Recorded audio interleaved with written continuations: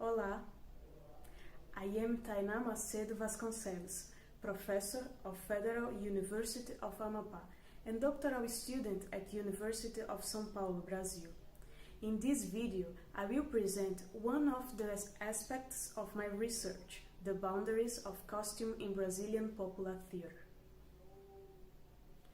Brazilian popular theater is intertwined by a political approach and by the traditions of the community that surrounds it. In the course of the theatrical history, it is observed that community arenas, fairs, squares, and public spaces in general have always been occupied with theatrical performances. This presentation reflects on the boundaries between popular theater costumes and folk costumes through the study of the play Flor de Macambira by the group Sertão Teatro from Paraíba, state of northeastern Brazil.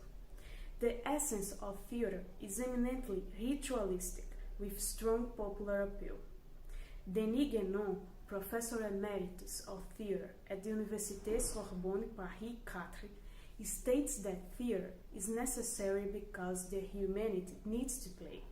The popular theater emerges from the relationship between ritualistic representations and the desire for a playful relationship.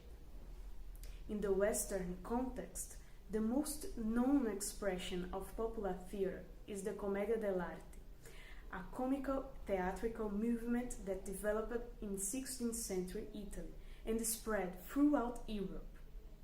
Commedia dell'arte was characterized by pre-established scripts, improvised dialogues, comic movements, and social types, visually identified by a mask and a peculiar costume. The Atellane farce in Rome of century II before Common Era is the antecedent of the Commedia dell'arte. In Brazil, popular theater can be defined from a different perspective as compared to Commedia dell'arte. The most frequent way is related to political, social, and cultural issues.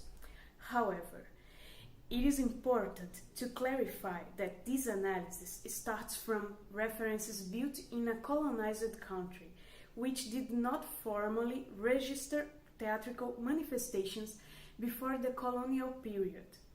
Up until the mid-20th century, popular theatrical performances happened with crowds of people in public places, such as squares, churches, and markets. In 1961, the Popular Culture Centro, known in Portuguese as CPC, was created, an organization linked to the National Students' Union, whose main objective was the dissemination of popular culture. Theater was an area of activity, and it presented different plays in the communities in the outskirts of urban centers in Brazil. With the 1964 military stroke, the restrictions of rights, the AI-5 decree, and censorship, the artists mobilized themselves through art. Augusto Boal and Teatro Arena are examples of theatrical actions in that period.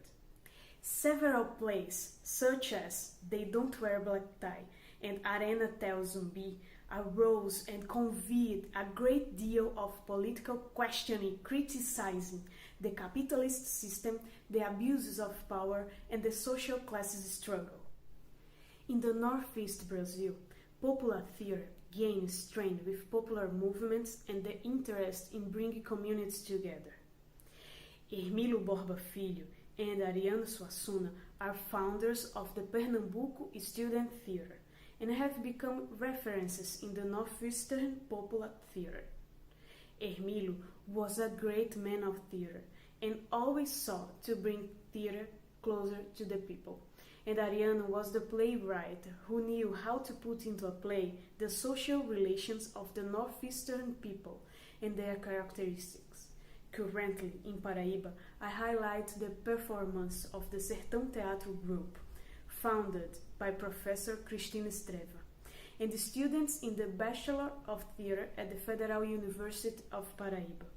Their plays rose important questions about the community's lives and the precarious conditions in the Brazilian countryside.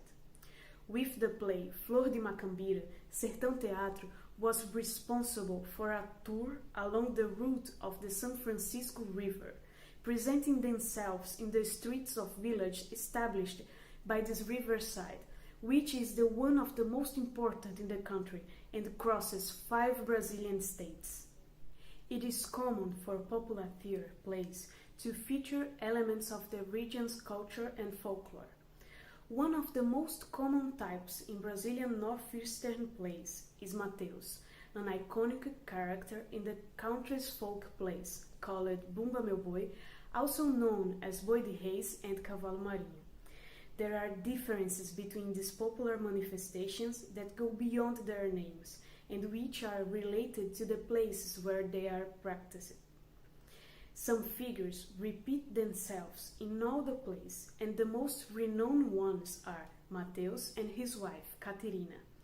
The Bumba Meu Boi is peculiar because it presents a performed story, a sort of folkloric game that presents characters whose inspiration were its people. A master-like character shows up wearing a crown of mirrors and commands the play. Another plural character, the gallants, protect the master with their long swords and colorful bows. Mateus and Caterina are also employed by the master. They play and spread themselves around the space with dance, jokes, and challenges. The comicalness is intrinsic to this folk play. Mateus and Caterina assume the roles of the Zani, servants in the Commedia dell'arte. They are the soul of the play, as they intertwine each moment with a joke or a game. At Cavalo Marinho, they also set the strongest tone of the song by hitting an ox bladder. It is possible to analyze Mateus' costume during the play. As a servant and character of the people, he always wears the same clothes: pants, shirt, and sneakers, varying the props that can be a conical hat, a bag, agglomerate of dry straw tied on his back, and an ox bladder in his hand. Another characteristic of Mateus is the makeup. The playful person paints his face black, regardless of whether he's black or not. Aguinaldo Roberto, master of Cavalo Marinho Estrela de Ouro of Condado, Pernambuco, in an informal conversation in 2018 on this issue, said that in an unpretentious way the face painting exists in Cavalo Marinho to reinforce that Mateus is really black. Caterina collects with a large sieve money and contributions from the spectators. This character is represented by a man in a printed dress and a scarf tied over his head. In Bumba Meu Boi, women can only participate in the gallants' choir, a group formed by young people with colorful costumes, chest, hat, and bundle of ribbons. In the play Flor de Macambira, the group Sertão Teatro puts on stage a version of the couple Mateus and Caterina inspired by the characters of popular culture. The costume designs of this play were created by Daniele Gemal. Mateus of Sertão Teatro is the one who wears shorts and a V-neck shirt. He wears sneakers and a small leather hat. The costume has stripes of fabric on the waistband of the shorts as a detail. The costume is simplified without excess and exaggeration of elements, as Caterina wears a dress and Mateus a shirt and shorts. In relation to Cavalo Marinho, the structure of this costume is practically the same. What changes is that in Flor de Macambira there is an inclusion of modern elements. For example, Mateus in Cavalo Marinho wears long pants and a colorful shirt, and Caterina wears a simple printed dress, while in the play Mateus' pants length is shortened to a size of shorts, and Caterina wears a dress made with embroidery on the back and slits on the sides. The light tones of the costumes are harmonic and bring characters closer to our daily lives.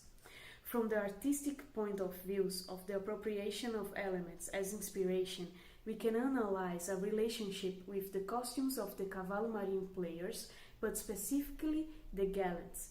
There are satin ribbons on the bow they carry, and these ribbons give movement and make the scene colorful. On the sleeves of Caterina's dress and on the waistband of Mateo's shorts, there are small strips of colored fabrics, which refer directly to these colored ribbons.